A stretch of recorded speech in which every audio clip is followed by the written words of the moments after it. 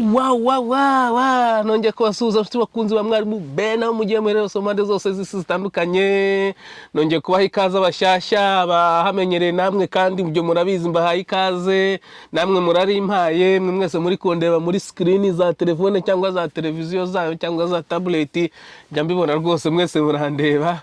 Reka mbaha ikaze abashyashya ni kwa mwarimu Ben pe bivuga amahoro, umuhungu w'amahoro, umuhungu w'ibyishimo, uvuga ibitekerezo bya politike mye kandi yisanzuye tarya indimi n'iminwa ndetse nta n'uruhande abagamiraho. Nemeye kwitwa ngo ikigarasha kandi ntari ikigarasha, ahubwo murebye nawe wasanga ndi n'igifobagane ariko ntari n'igifobagane, ariko simbe ndi n'intore ahubwo ndi umuntu uri aho ngaho. Nari ngiye kuvuga ngo ndi icyo ntazi muri ibyo byose. Abashyashya rero mukore subscribe, abahamenyereye bo twebwe turabizi iyo tumaze kureba ikiganiro dukora like kugira ngo ubutaha tutazongera kukigarukaho ngayo nguko tugata umwanya. Uyu munsi rero ku itariki 2 z'Ukuboza 2025 reka nze mbabwire insanganyamatsiko nabateguriye mbere yuko ariko nyibagezaho. Reka mbanze mbaririmbire. Ndavuga ko ari imena nongere ndatimena atirwa abahizi. Ndavuge ko ari imena, ndavuga ko ari imena, imena y'urugamba atirwa abahizi. Ndavuge ko ari imena, ko ari we rutayoberani rugamba. Ndavuga ko ari imena iyo mbanza mu myambire naho ugadaciye inganzo. Nkunda ko ari umukwi mu batanyuranya. Ndavuga ko ari imena nongere ndatimena atirwa abahizi. Ndavuga ko ari imena, ndavuga ko ari imena, imena y'urugamba atirwa abahizi. Ndavuge ko ari imena. Ariko ndirimbo ni umuhungu witwa Charles Ndera, indi singibuka nigeze kubonamo kera nkiri mu Rwanda, kera nyikunda byasaze sha, yararimbiye ahantu hari ibigori siniweka neza. Charles mbona rwose ari indirimbo nziza mukunda byasana. Niko ngeze Burayi ndagaswa ibintu byatangiye, ndagaswingingiri ibintu ngo byatangiye kujya binahindagurika. Ndagaswingingira rero kuki abantu banga iryo jambo we ndagaswi ikibi kirimo ni igiki? Si byiza sinari. Hanyuma rero bavandimwe, reka nze mbabwira akantu gasekeje. Ariko reka tubanze twumve ndagaruka mvuga. Thank you very much. Today we convene here to discuss around the transformation of abantu ntabwo bakunda bo bayobora bajya mu buyobozi bashaka kwikiza, ubundi umuyobozi nyawe arya nyuma. Amen. Utu tuntu ndatugaruye, ariko ntugaruye naduteranyije twahinduye buri intuza YouTube bibona ko byahindutse. Sibyo ko nubwo ntabikora kuri yangewe ibihano bya YouTube byo ndabizi, ntago nzigera mbona igihano cya copyright ngo nyihanganire kibaye kirarimo iyo video nzahita nyisiba cyangwa se rukundi bigenze mbisibe. Hanyuma rero murabyumvise ati uyu muntu icyongereza cye nicyo nashakaga kumumvisha. Uyu nigeze kumumvisha ni Minisitiri w'Ubuhinzi n'Ubworozi, nimba ari Teresifore nde ibindi simbyibuka, ngo ni Teresifore ndabamenye. Okay, uyu icyongereza cye yagarutse ari Minisitiri nanone w'Ubuhinzi n'Ubworozi. Byumvikane wowe niba uzi ko bakwirukanye cyangwa se ko bazakwirukana bagendeye kuvuga ngo nta cyongereza uzi, uzamenye ko hari indi mpamvu ibyihishe inyuma itumye bakwirukana. Ariko rwose ntabwo uyu muntu ubaye urwirukana kubera imivugire ye y'icyongereza uyu yagenda mu bambere. Twigeze kumuvugaho naramubabwiye, niyo mpamvu umuntu uri bwumve kano kantu wenda ntiyikange ngo agere ngo ikiganiro cyumvise bwa kabiri. Nge nkagaruyemo kugira ngo mbereke ko yagarutse mu baminisitiri n'icyongereza cye kirwaye nako cyapfuye.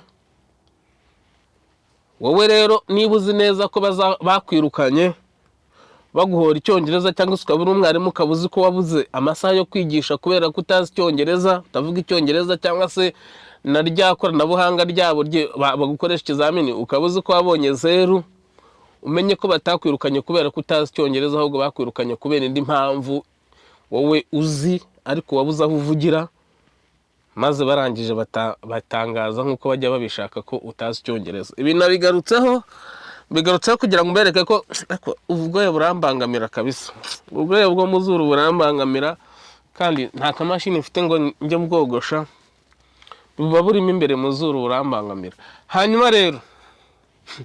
Hanyuma rero uyu nawe avuyeho, nagiye kubona mbona u Rwanda rugezaho rubura abakozi, rugezaho rubura abanyabwenge, kugeza ubwo rufata abantu bagiye mu kiruhuko cy'izabukuru rukabaha akazi. Uyu Charles Murigande ku itariki ya 1 z'ukwa 7 2020 nibwo yagiye mu kiruhuko cy'izabukuru. Kandi ubundi iyo umuntu agiye mu kiruhuko cy'izabukuru biravuze ngo ntabwo ushobora kujya gukora akazi, niyo ugakoze ubura ahantu urakora akantu gato cyane ko kugira ngo ufashe abantu bashyashya mu bunararibonye wabonye mu kazi kawe, ubereke ubunararibonye wabonye. Ariko uyu munsi bamutangaje nk'umuntu utarigeze ujya mu kiruhuko cy'izabukuru, bamugira sena. Ibyo ntibibaho ubundi icyo yarakwiye kumara nka biriya bintu bamushyizemo byo muri Unity Club, intwararumuri, akaza akavuga ijambo, biriya byari byo kabisa nk'umuntu uri mu kiruhuko cy'izabukuru, n'ubundi ubushaje. Sinibaza rero impamvu dufite igihugu gifite abajene mudashoboye gukora, kugeza ubwo bifashisha abasaza bamaze imyaka 5 mu kiruhuko cy'izabukuru.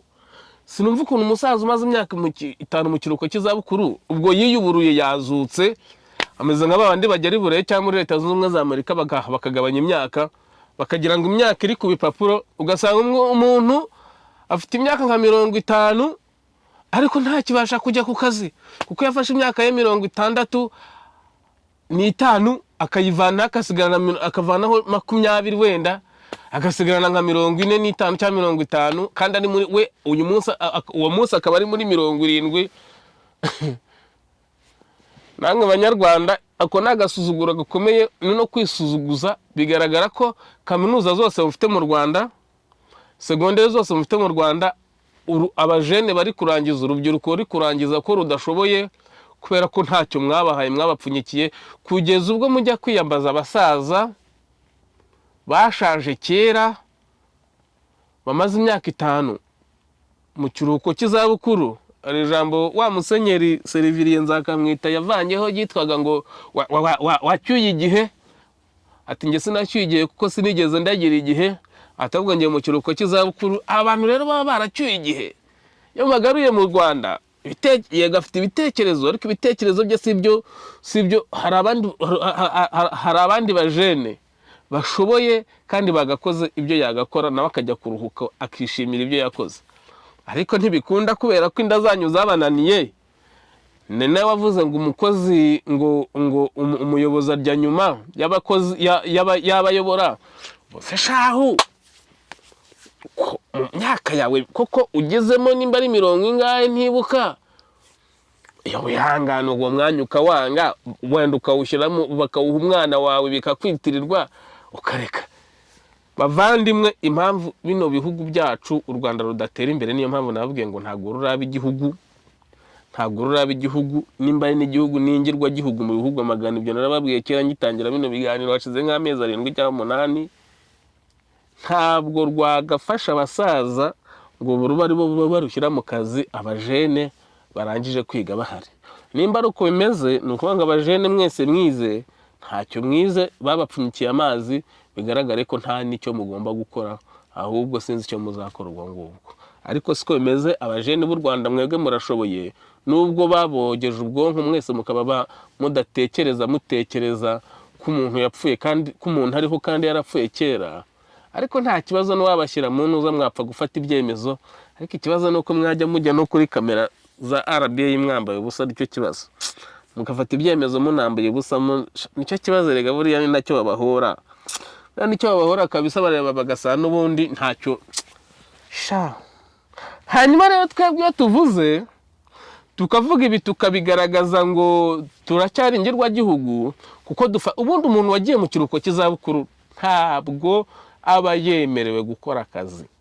Uyu rero wenda niyo bamuha akazi muri Sena bakamuha akazi mu ibanga akajya ajyayo nka rimwe cyangwa kabiri mu kwezi cyangwa gatatu ari aho ngaho bakamuha ibyo bifaranga, ariko ntibabitangaza ku mugaragaro gutya ku muntu warangije imyaka wafashe pasiyo namwe noneho mu Rwanda murabyumva neza pasiyo icyo kiruhuko cy'izabukuru. Reka rero babwire ingaruka bizatugiraho twebwe tuzajya tubatamaza gutya, noneho mukafata n'ingu utazi Icyongereza mukamusubiza muri Minisiteri y'Ubuhinzi, ariko nta kibazo ubundi se umuhinzi ni ngombwa ngo amenye Icyongereza? Ntabwo ari ngombwa wa mugani.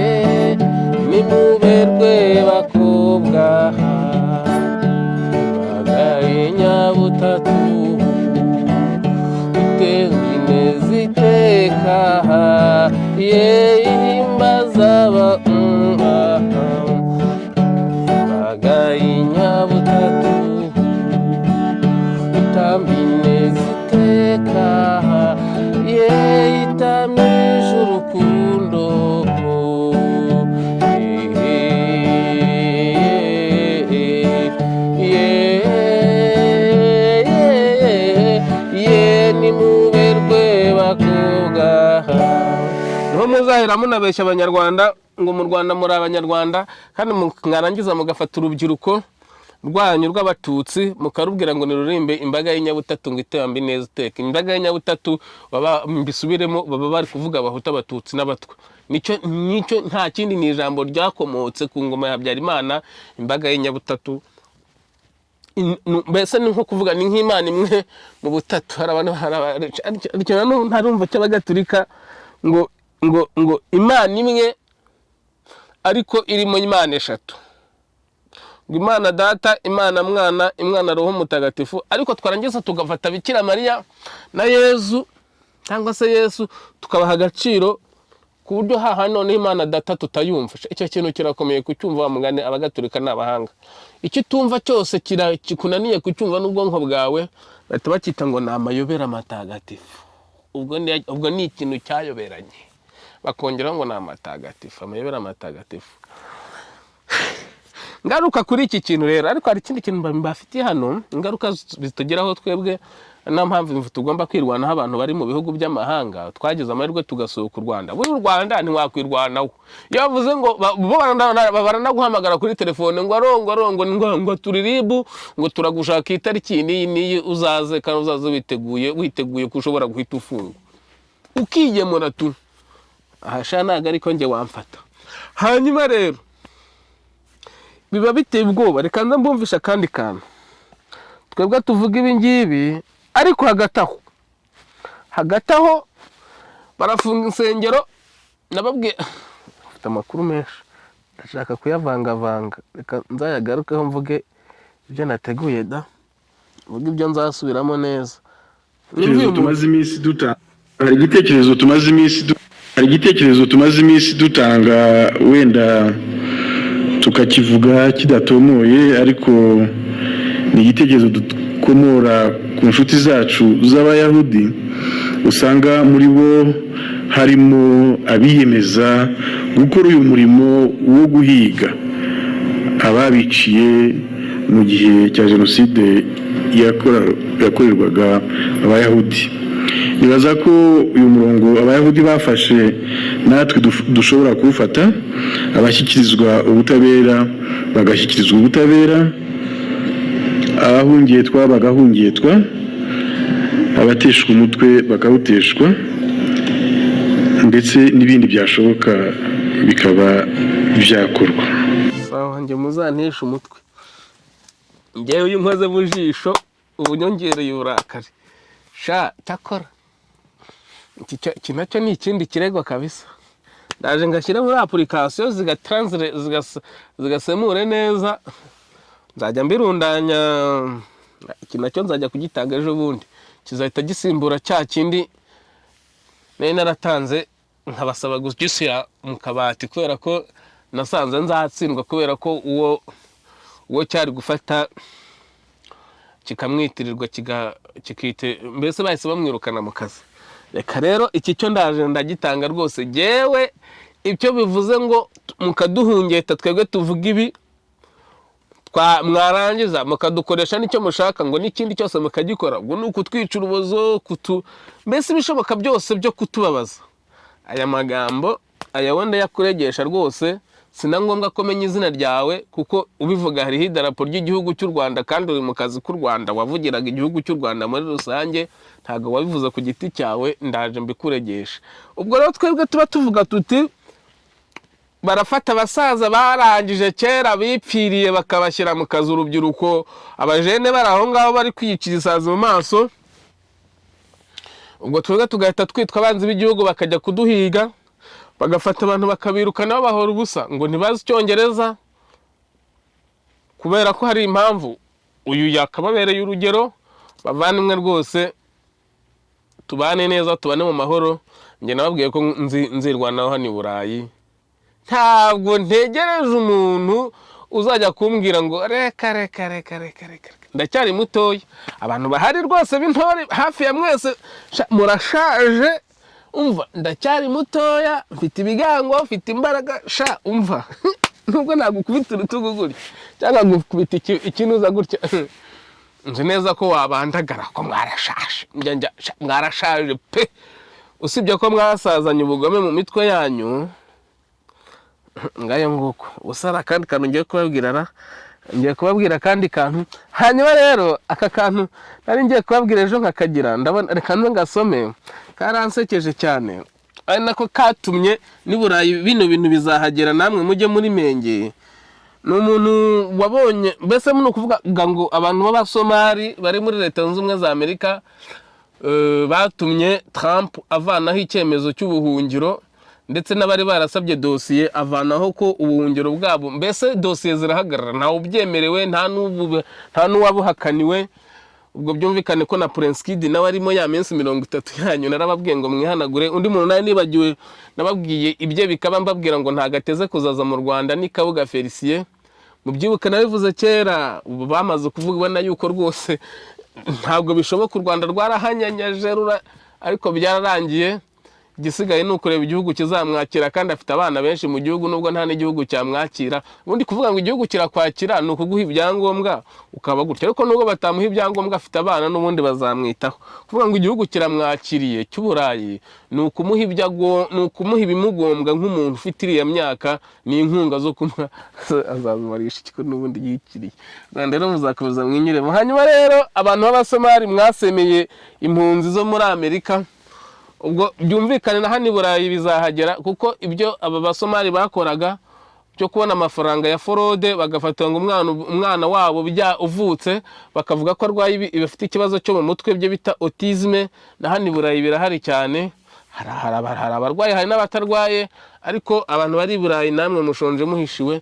Mbona icyo cyemezo Trump yafashe ni Burayi nacyo kigiye kuhagera kandi si kera.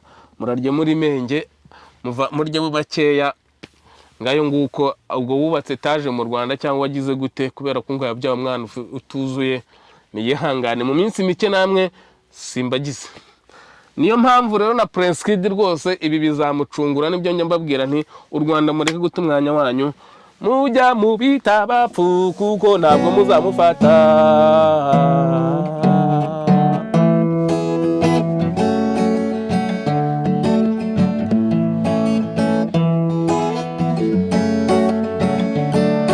Reka buriya nashoje abakora subscribe ni muyikore, abakora commentaire muyikore, abumva bucece mwumvire bucece ngayo nguko.